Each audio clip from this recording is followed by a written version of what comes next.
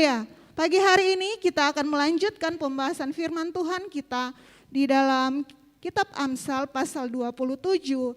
Pagi hari ini di dalam ayat pertama sampai yang ke-20.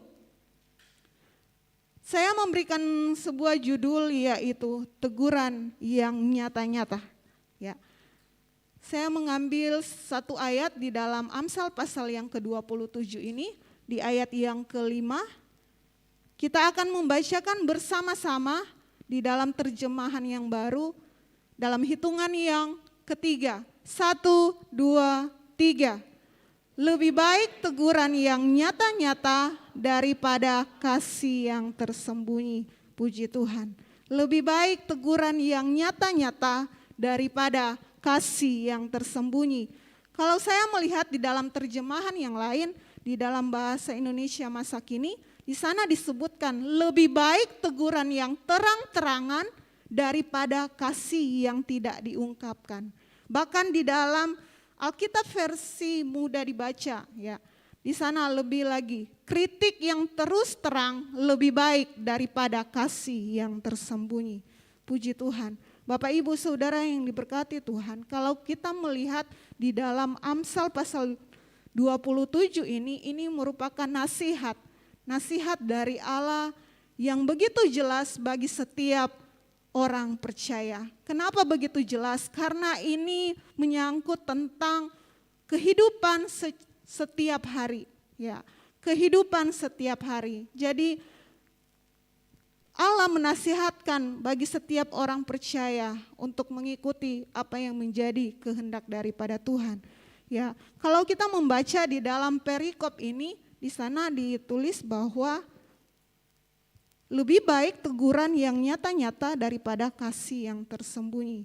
Ya, teguran yang nyata-nyata di sini artinya terang-terangan. Apa adanya, tidak rekayasa atau memiliki motivasi tersembunyi. Jadi teguran yang nyata-nyata adalah teguran yang apa adanya, tidak direkayasa, tidak dibuat-buat. Tetapi ini merupakan terang-terangan yang harus disampaikan. Ya. Dalam bagian ini berbicara mengenai pernyataan kasih dalam bentuk teguran atau kritik kepada orang lain atau sesuatu masukan dalam bentuk yang nyata-nyata kepada seseorang yang tentunya dia anggap dia kasihi dan orang itu diperhatikan. Ya, yang memberi teguran itu memperhatikan orang lain sehingga dia dengan nyata-nyata memberi teguran.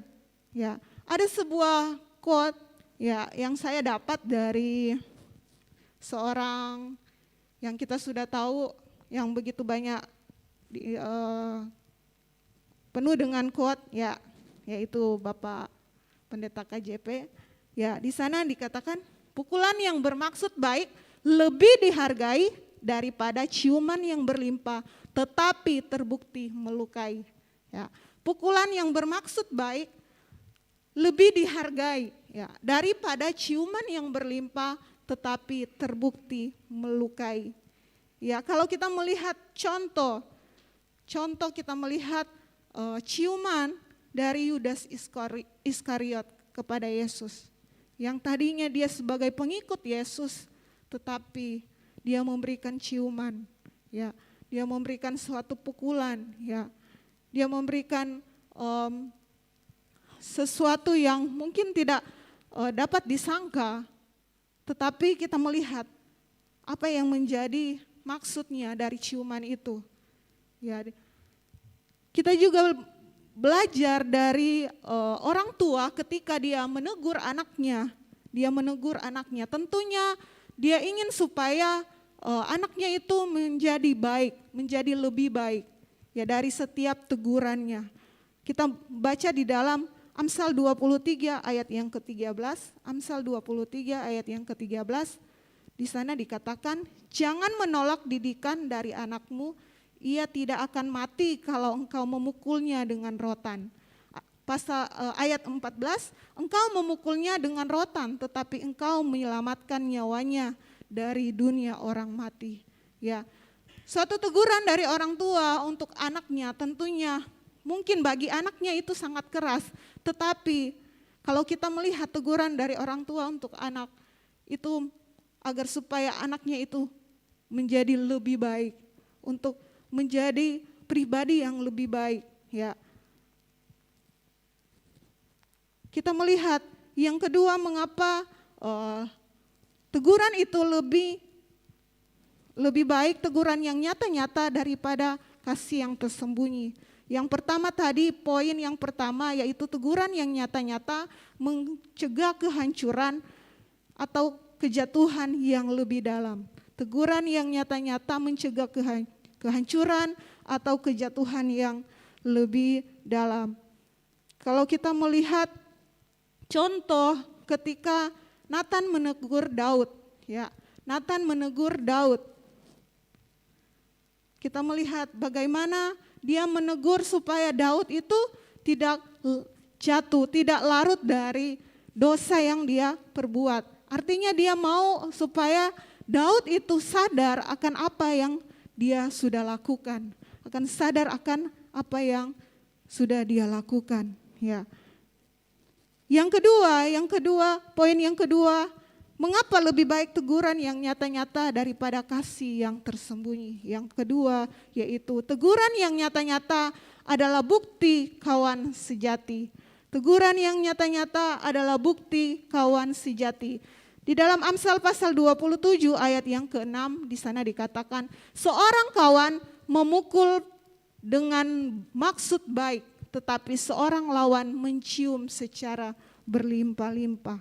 Seorang kawan memukul dengan maksud baik, artinya dia mungkin memberikan teguran yang begitu keras, tetapi apa yang sebaliknya yang dilakukan bagi orang yang tidak menerimanya, yaitu dia mungkin dengan maksud yang baik dari kawannya itu, dari pribadi yang menerimanya, di sana dia akan memperoleh sesuatu yang lebih baik lagi, yaitu tentunya ini menjadi bukti bahwa teguran nyata-nyata adalah bukti kawan yang sejati. Dia tidak mau kawannya itu jatuh sehingga dia memberikan mungkin teguran yang begitu keras kepada kawannya. Yang ketiga, mengapa lebih baik teguran yang nyata-nyata daripada kasih yang tersembunyi? Yang ketiga, teguran yang nyata-nyata pada akhirnya lebih disyukuri daripada disesali. Teguran yang nyata-nyata pada akhirnya lebih disyukuri daripada disesali. Teguran saat diberikan memang tidak menyenangkan, ya. Teguran yang diberikan kepada seseorang memang tidak menyenangkan, tetapi akhirnya akan disyukuri kalau itu menyelamatkan seseorang dari kegagalan, ya. Artinya di sini itu akan membangun iman percayanya dan itu akan tentunya memperbaiki kehidupannya, ya, dari setiap teguran yang diberikan. Kita lihat dalam Ibrani pasal 12 ayat yang ke-11 di sana dikatakan, memang tiap-tiap ganjaran pada waktu ia diberikan tidak mendatangkan sukacita tetapi duka cita. Tetapi kemudian ia menghasilkan buah kebenaran yang memberikan damai kepada mereka yang dilatih olehnya. Artinya di sini teguran yang nyata-nyata, teguran yang terang-terangan yang diberikan itu akan menghasilkan sebuah kebenaran. Ada buah kebenaran yang akan dihasilkan. Ya, kalau kita melihat, kita sudah mempelajari bagaimana mengapa lebih baik teguran yang nyata-nyata daripada kasih yang tersembunyi. Sekarang bagaimana caranya kita menyatakan teguran yang nyata-nyata? Bagaimana caranya kita menyatakan teguran yang nyata-nyata? Tentunya sebagai orang yang percaya, hal ini mungkin sangat sulit bagi kita untuk lakukan kepada orang lain. Tetapi kita dinasihatkan lewat kebenaran firman Tuhan. Yang pertama yaitu lakukan dengan kasih. Lakukan dengan kasih. Matius 18 ayat yang ke-15. Di sana dikatakan, apabila saudaramu berbuat dosa, tegurlah dia di bawah 4 mata. Jika ia mendengarkan nasihatmu, engkau telah mendapatnya kembali. Ya, Bapak Ibu Saudara yang diberkati oleh Tuhan, pernahkah kita memperhatikan ada obat-obat tertentu yang dimasukkan ke dalam kapsul atau dilapisi dengan gula? Apakah kita tahu alasan di balik itu? Ya, alasannya sangat sederhana saja, ya, supaya tidak terasa pahit, ya, tanpa menghilangkan khasiatnya. Supaya seperti itulah seharusnya ketika kita berterus terang kepada seseorang saat memberi teguran. Kita tetap tegas namun dibalut dengan tutur kata yang lembut. Memang betul menegur dengan terus terang lebih baik daripada memuji untuk menjerumuskan. Lebih baik teguran yang terang-terangan daripada memuji hanya untuk menjerumuskan. Tetapi jujur dan terus terang saja tidak cukup, ya. Tidak cukup di dalam kita menegur seseorang, ya. Cara penyampaian kita pun harus bijaksana agar yang kita tegur itu tidak mengalami kepahitan, ya. Terkadang masalahnya di sini, kita mungkin sudah memberi teguran kepada orang lain, tetapi bagaimana penerimaan daripada orang lain terhadap teguran itu? Buat kita itu sudah sangat lembut, tetapi bagaimana dengan orang lain, ya? Tetapi kita sebagai orang percaya, biarlah kita senantiasa melakukan apa yang menjadi nasihat dari firman Tuhan, ya. Terkadang maksud yang baik bila disampaikan dengan cara yang tidak baik juga akan mengaburkan maksud yang baik itu, ya. Maksudnya kita baik, tetapi dari cara penyampaian kita itu yang akan mengaburkan maksud dari yang baik yang akan kita sampaikan. Inilah seni dalam kita menyampaikan sebuah teguran yang diajarkan oleh Tuhan Yesus. Menegur tanpa mempermalukan agar orang yang menerima teguran itu tidak merasa kepahitan atau dia menolak teguran yang disampaikan, ya. Teguran tegas yang dibalut dengan tutur kata yang lemah lembut dapat mendorong orang untuk berubah karena kesadaran diri, bukan karena terpaksa. Namun bagaimana bila orang yang kita tegur itu masih kurang peka, atau orang yang kita tegur itu masih kurang menerima setiap teguran? Firman Tuhan menasihatkan dalam kehidupan kita bahwa teguran yang keras sesekali boleh dilakukan, namun lakukanlah dengan 4 mata. Bila masih juga belum mau memperbaiki diri, firman Tuhan mengajarkan, ajaklah dia, ya. Ajaklah dia bersama dengan 2 atau 3 orang saksi untuk menegur dia.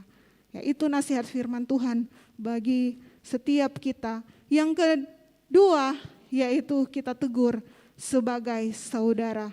Di dalam 2 Tesalonika 3 ayat yang ke-15, 2 Tesalonika 3 ayat yang ke-15, di sana dikatakan, tetapi janganlah anggap dia sebagai musuh, tetapi tegurlah dia sebagai seorang saudara. Kita menegur dia sebagai seorang saudara kita, ya. Di dalam 1 Timotius 5 ayat yang pertama di sana dikatakan, janganlah engkau keras terhadap orang tua, melainkan tegurlah dia sebagai bapa. Tegurlah orang-orang muda sebagai saudaramu.